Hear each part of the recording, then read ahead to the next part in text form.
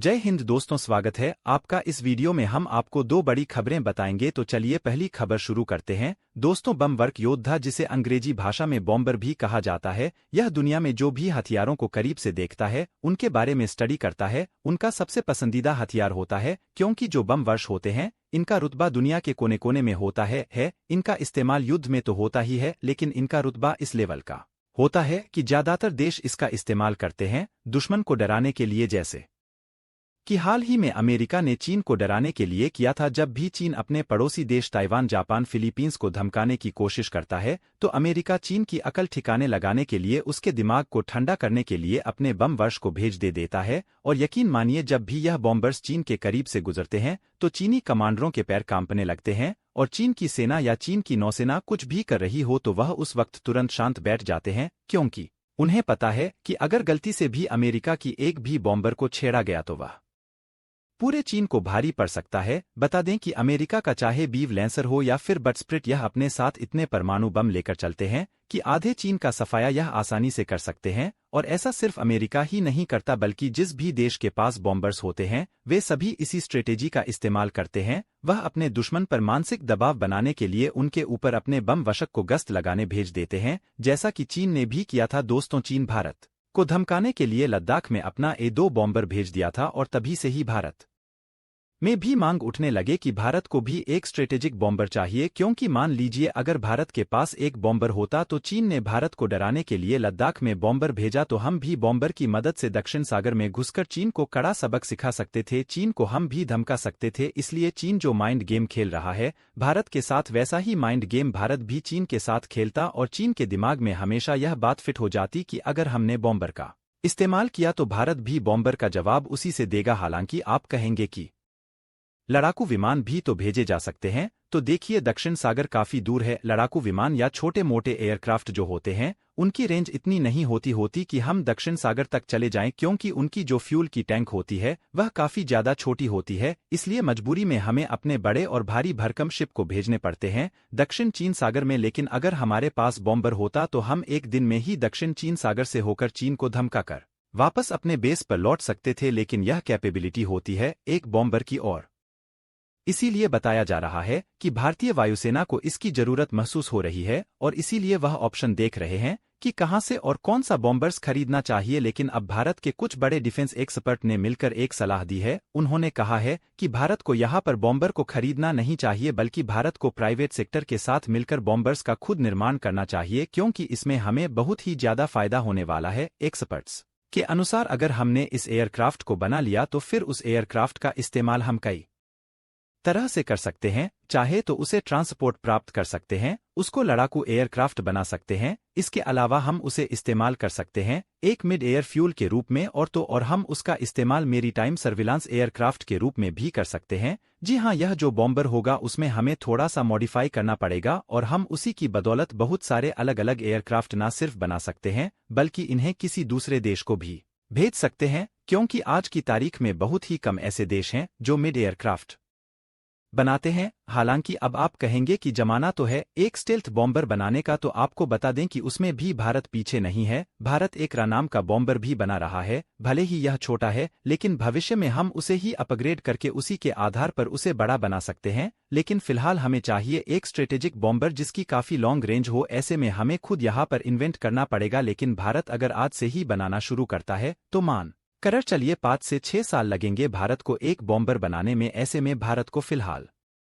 के लिए रूस का या तो T सीरीज का या फिर अमेरिका का जो लैंसर सीरीज का बॉम्बर है, उन्हें ही 5 सालों के लिए किराए पर ले लेना चाहिए, ताकि हम यहाँ पर फिलहाल के लिए बॉम्बर से एकजुट हो पाएं। और बता दें कि रूस ने अपना टीज 160 बॉम्बर भारत को ऑफर किया है। दोस्तों, अगर चीन को जवाब देना चाहे तो हमारे पास जवाब देने के लिए कुछ तो 5 सालों के लिए हो, क्योंकि कि जो 5 साल का टाइम पीरियड होता है यह छोटा नहीं होता है। ऐसे में हमारे पास 1 या 2 बॉम्बर तो होना ही चाहिए, ताकि अगर कभी हमारे पास ऐसा वक्त आए, ऐसी स्थिति आए कि हमें एक साथ चीन और पाकिस्तान दोनों को हड़का हो, तो हम उस बॉम्बर का इस्तेमाल अपने दुश्मन को हड़का के लिए कर सकते हैं, उनका दिमाग ठंडा करने के लिए कर सकते हैं, और साथ ही साथ दूसरी तरफ हम खुद का बॉम्बर बनाने का प्रोसेस भी चालू कर दें, ताकि जब हम अपना खुद का बॉम्बर बना रहे हो तो हमारे पास दुश्मनों से भी 20 का बॉम्बर हो, जो दुश्मन की अकल ठिकाने लगाने में सक्षम हो। चीन और पाकिस्तान हमारे भारत के सबसे बड़े दुश्मन देश हैं, और इनसे निपटने के लिए हमारे भारतीय वैज्ञानिकों ने अब तक कई प्रकार की मिसाइलों और लड़ाकू जहाज के साथ साथ अन्य कई तरह के तकनीकी को हासिल किया है, लेकिन अब हमारे भारत को एक ऐसे बॉम्बर बरसाने वाले लड़ाकू जहाज की आवश्यकता है जो चीन और पाकिस्तान के एक एक कोने में पहुंचकर तबाही मचा सके। और अब से कुछ दिनों पहले खबर निकलकर सामने आई थी कि रूस ने अपना T-1660 बॉम्बर भारत को ऑफर किया है। हालांकि चीन ने साथ चल रहे तनाव के बीच ऐसी संभावना जताई जा रही है कि भारत रशिया से इसकी खरीदारी कर सकता है। तो इस वीडियो में हम रूस की T-160 बॉम्बर की ताकत के बारे में भी जानेंगे, साथ ही यह भी जानेंगे कि हमारा भारत अपने स्वदेशी बॉम्बर को बनाने में अभी तक कहां पहुंचा है। क्योंकि दोस्तों, भले ही आप दूसरे देशों से तकनीक खरीद लो, लेकिन असली मजा तो तभी आता है जब वह तकनीक खुद से बनाई गई हो। बॉम्बर एक ऐसी तकनीक है जिसे दुनिया का हर देश पाना चाहता है, क्योंकि युद्ध में भले ही दुश्मन आपसे जीत रहा हो, लेकिन यदि उसके कान में यह भनक भी लग गई कि सामने वाले देश की तरफ से एक बॉम्बर उसके ऊपर हमला करने आ रहा है, तो वे सिर्फ इसके नाम से ही आधा हार जाते हैं। बता दें कि अभी तक दुनिया में सिर्फ अमेरिका और रूस के पास ही ऐसे